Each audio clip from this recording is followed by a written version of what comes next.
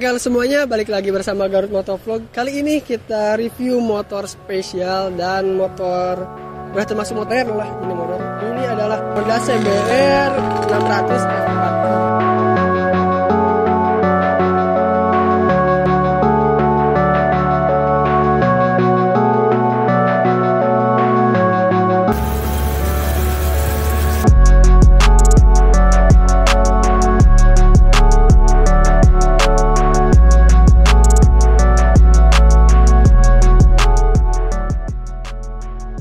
Nah, ini adalah motor generasi terakhir dari Honda 600F yang akhirnya diganti dengan Honda 600 RR. Namanya aja sih yang belakangnya di RR. Ini adalah generasi terakhirnya. Untuk generasi awalnya dia mulai muncul itu di tahun 1980-an. Dan untuk versi pertamanya itu si headlampnya masih berbentuk kotak, masih ada retro-retro lah kalau misalkan dilihat di zaman sekarang ya. Dan kalau misalkan dilihat dari zaman dulu sih itu motor udah paling racing pada zamannya. Nah, kita bedah dulu dari namanya. CBR 600 F4i. Untuk F-nya itu adalah dia mencirikan bahwa motor ini adalah motor dari sport touringnya Honda. Bisa dilihat dari stangnya, dia menggunakan stang upper yoke, bukan under yoke. Kalau under yoke motor sport T. Ini adalah sport touringnya dari Honda. Nah, motor ini tinggi seat height-nya itu 800 mm. Untuk gua yang tingginya 167-an, ini masih oke lah. Napak 1 masih oke. Dan kalau misalkan napak 2 kurang lebih seperti ini. Untuk posisi ridingnya, kakinya nggak terlalu nekuk, masih friendly banget, oke banget. Terus juga dia gak terlalu nunduk karena ini sport touring. Nah, itu untuk F-nya. Nah, lalu 4-nya itu adalah generasi. Jadi motor ini adalah generasi keempat dari Honda CBR 600F. Nah, jadi ada CBR 600F yang generasi pertama, lalu CBR 600F2 itu di generasi keduanya di tahun 1900-an lah. Terus di generasi ketiganya juga dia ada di 1995 sampai 2000-an lah, sampai tahun 2000-an. Lalu di generasi keempatnya itu ada dua, ada yang F4, ada yang F4i. Nah, yang F4i ini adalah rilisan tahun 2001 sampai 2006. Untuk I-nya itu adalah injection. Jadi motor ini adalah merupakan motor generasi keempat dengan injeksi. Kalau nggak salah seperti itu. Nah, motor ini diproduksi dari tahun 2001 sampai 2006. Dan untuk motor ini sendiri dia adalah motor dari 2003.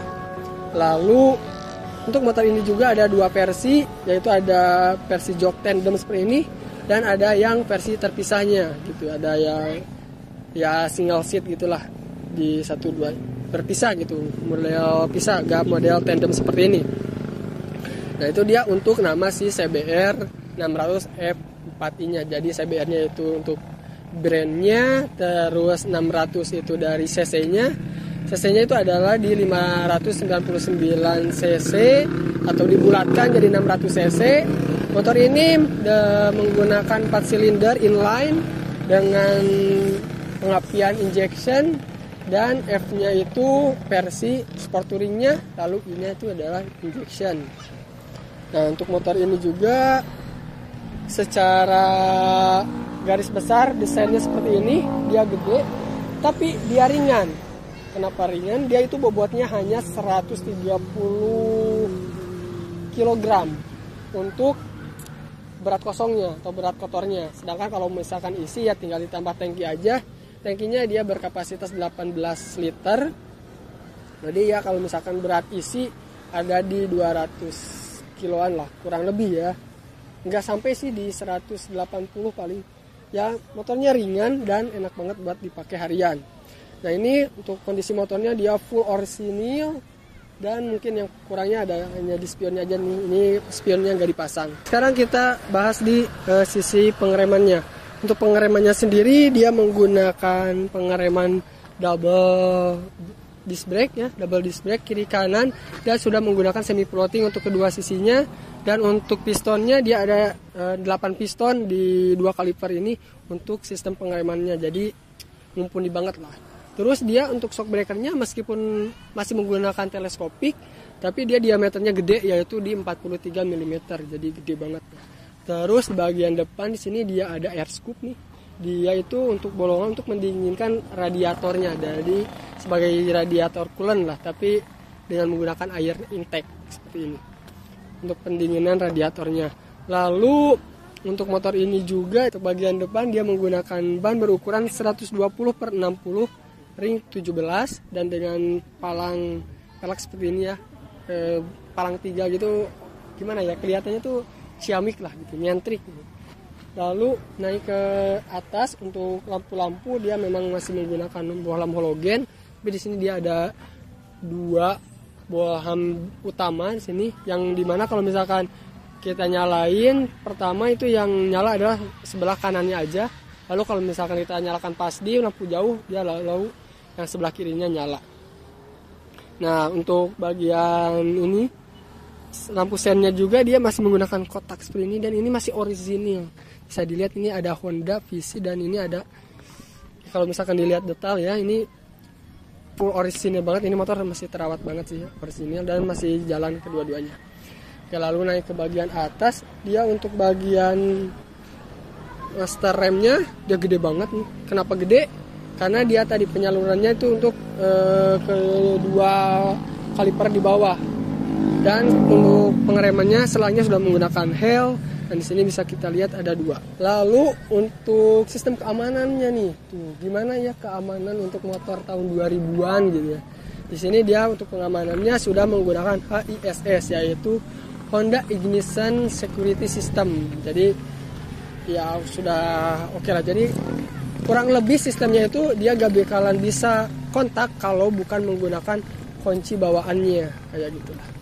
Terus untuk panel-panel di sini dia masih normal seperti motor pada umumnya di tahun 2000-an awal.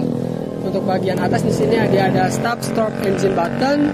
Di bagian bawahnya dia ada sakar untuk menghidupkan lampu senja dan lampu utama.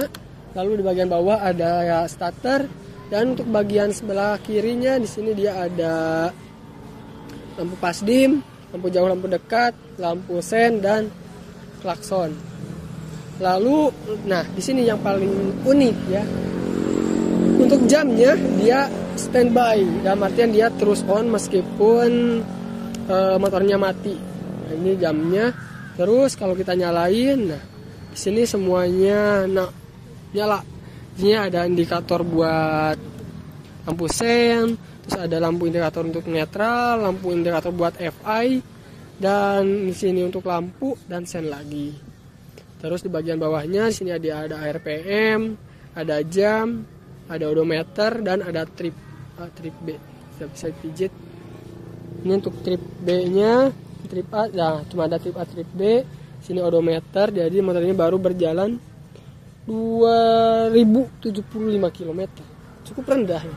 Terus di sininya ada digital juga buat indikator suhu mesin, dan untuk RPM-nya dia masih menggunakan analog. Banget sih, khas motor pada zaman ini. Nah untuk joknya sendiri dia menggunakan jok tandem. Untuk kapasitas tangkinya tadi sudah gua bilang ada di 18 liter kurang lebih kalau nggak salah ya. Terus di sini yang paling unik di sini adalah dia menggunakan shock breaker yang tiduran lah, kayak model ZX ya kalau sekarang. Tapi yang berbeda ada di linknya. Kalau linknya tuh ZX kalau nggak salah dari bawah, ini linknya dia di atas si beli. Dan untuk pengaturan shock breakernya dia ada di sebelah kiri. Jadi di sebelah kirinya dia ada pengaturan tabung untuk penyetelan si shock breakernya. Lalu ke bagian sini nih untuk armnya dia menggunakan arm tipe kotak seperti ini, tapi ini udah gede gini, gambot banget. Dan paling unik adalah motor ini mempunyai standar 2. Jarang banget kan, apalagi motor zaman sekarang, motor fairing dengan standar 2. Nah, Nanti kita coba deh standarnya seperti apa.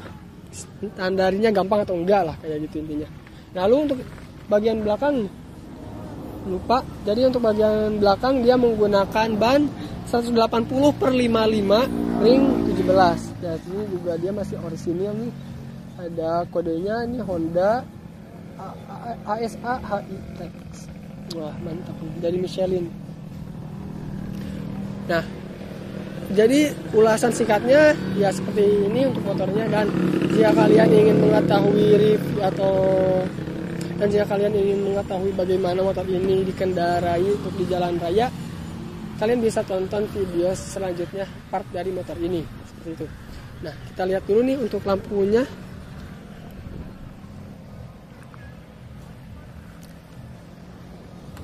Nah, jadi kalau misalkan lampunya nyala, dia yang sebelah kanannya, terus kalau misalkan lampu jauh, baru yang ininya nyala. Seperti itu. Ini untuk lampu sennya. Dan untuk lampu remnya seperti ini.